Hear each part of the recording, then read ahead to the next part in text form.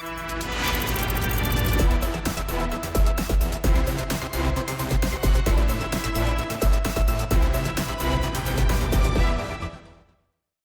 and welcome to Ukraine Today. I'm Volodymyr Solokhub. Join me now to discuss the recent developments with the resignation of Minister of Economy of Ukraine, a senior advisor to the minister, Mr. Adomas Audickas. Mr. Adomas, welcome to Ukraine Today. Good evening. Mr. Adomas, today the Minister of Economy of Ukraine announced his resignation. In your opinion, what does that mean for the country? That is a very strong wake-up call, and I hope that this wake-up call will work, and all the stakeholders that are responsible for reforms, they will look very strongly on why Ivars left, and the reasons why he left. They will never be repeated for other ministers, and other ministers will not have to do the same. Because if ministers are not allowed to implement reforms, of course, good ministers, technocrat ministers, they will not stay. They will not do window dressing. Minister Abromavicius said earlier today that he hoped that the Parliament will approve his resignation in the next coming days.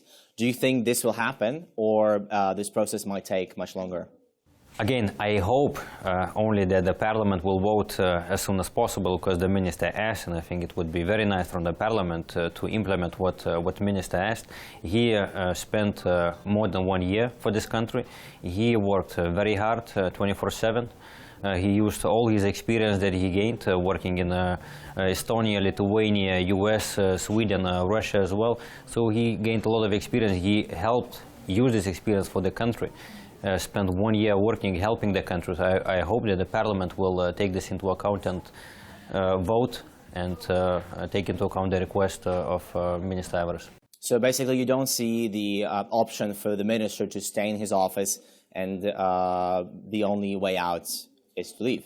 The minister said very clearly he made a decision thoughtfully. It's not some emotional decision. He was thinking about it, he decided to leave. It means that he is not leaving, he is not planning for some future political career. The very similar situation happened with the Minister of Infrastructure back in December. He announced his resignation, but the Parliament did not approve that. So why do you think this case will be different?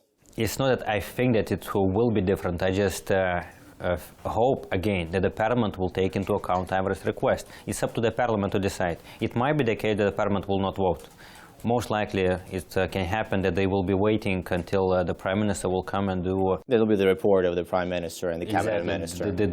He will do the report to the government, and maybe after this, more ministers will be changed. So various options are possible. Mr. Audickas, just several hours following this statement by Minister of Economy about his resignation, the ambassadors of a number of foreign countries to Ukraine issued a joint statement where they expressed their deepest disappointment with this development. In your opinion, will this hinder the economic support Ukraine is getting right now, the foreign support Ukraine is getting? Again, this is a very strong message for the stakeholders that are involved in reform making. If nothing will change, I think that international community will take decisions, and this action also will have consequences. We spoke to the minister just last Friday about the large-scale privatization plans, and during our interview, the minister said that during privatization he hopes to make everything possible for the Ukrainian oligarchs not to get their hands on the lucrative assets which are being put on sale. So now when the minister will be gone, assuming he will be gone, does that change or jeopardize these ambitious plans? That jeopardize plans, but we hope that, as I said, because of this wake-up call, things will change. We hope that we'll have a technocrat professional minister, which will be allowed to work, which will be allowed to implement reforms, and also will be allowed to implement this huge privatization program, which I think is very needed for the country. Because right now this is the only way to attract foreign direct investments. Ukraine has more than 2,000 companies. Most of them are very small, but some of them are quite big, attractive companies for international investors. And you can privatize right now them, attract capital, create working places, and change business culture as well, because foreign capital, when they come, they also change business culture, and this is what Ukraine needs a lot. So I think that would send a very big and positive signal to all international community if such investors would come. So privatization is one of the key priorities for the government, and we hope that, as I said, because of this wake-up call, things will change. Well, you were saying that this is a wake-up call. At the same time, you sound very, very gloomy. You hope that the parliament will approve the resignation. The entire reformist team in the Ministry of Economy will leave. You say that this will jeopardize the privatization. So what is positive here? What I'm seeing is a big factor in the future right now. And we just like bumped into a wall. And hopefully that we will have some hole in the wall right now, and we will be able to have even bigger hole, and we will go towards this wall. But nobody knows, because it depends on many stakeholders. Nobody knows what the parliament will do. Nobody knows what other stakeholders that implement reforms will be doing. So this depends on many people. So this is why it's difficult for me to foresee exactly what will happen in the future. I just, as I say, I'm optimist generally. I hope that everything will be okay. But if not, I think that, as I say, one minister, not even one minister, but I think he was the biggest reformist in the government. He invited a very professional team. The team was very efficient. They were working very efficiently together. Ivor started lots of reform initiatives on the deregulation of the economy, on increasing exports of Ukrainian products, on investments, on public procurement. Huge results. Ukraine right now has one of the most advanced public procurement systems in the world, and it was done so quickly. And also privatization, the reform of state-owned enterprises.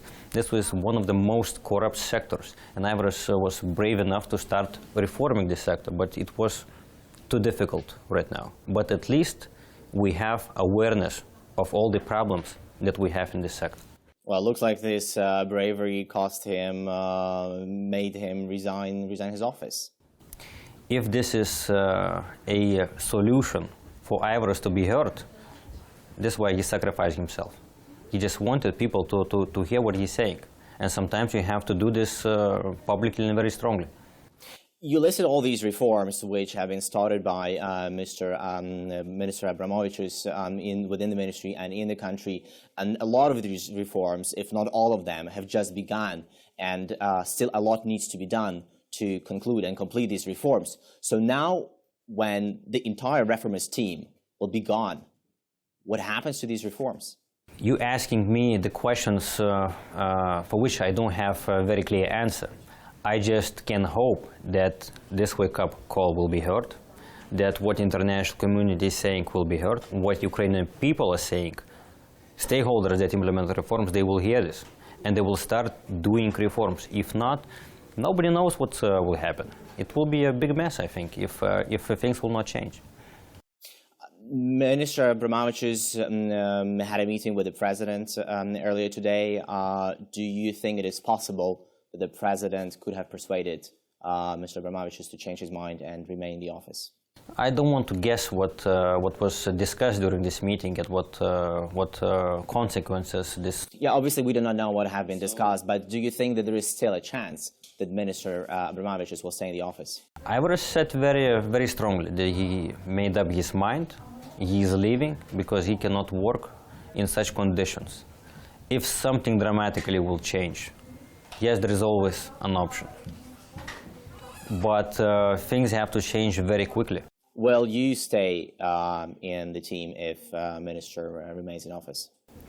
Our plan is to leave bit by bit. There are several projects that we still want to finish. One of them is a very important project. Ukraine, first time in the history of independence, started the reform of Naftogaz. We're working on the reform of corporate governance of this company. We already implemented very important steps, and right now we want to appoint professional board. We want to have professional, world-class professionals and create world-class supervisory board in Naftogaz.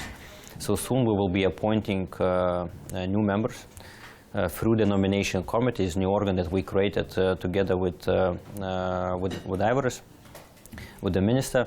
We have 5 ministers in this committee, plus 5 independent people. It's the head of BRD, the head of World Bank, it's also head of IFC, business ombudsman in Ukraine, and also head of Kyiv School of Economics. So it's quite a high caliber group of people that will be filtering candidates to NAK Naftogaz, and also had professional recruiters, London-based company. They are looking for candidates.